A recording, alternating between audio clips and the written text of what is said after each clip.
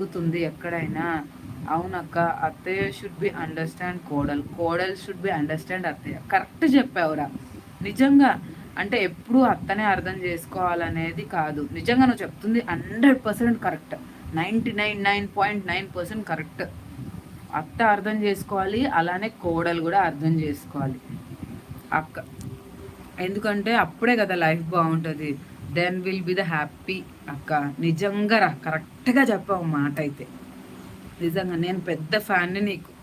నువ్వు నాకేమో కానీ నేనే నీకు పెద్ద ఫ్యాన్ అని చెప్తున్నా కదా.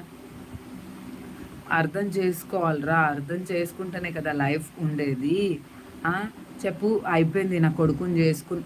ఇప్పుడు ఏ అమ్మాయి అయినా నా హస్బెండ్ వాళ్ళ అమ్మ దగ్గర ఉండొద్దు, అట్లా కూడా ఉండొద్దు. వాళ్ళ అమ్మకే పైసలు ఇస్తుంది. అరే, వాళ్ళ అమ్మకే పైసలు ఇస్తుండు, వాళ్ళ అమ్మకే అన్నీ చేస్తున్న ఆలోచన నువ్వెందుకు తీసుకొస్తున్నావు?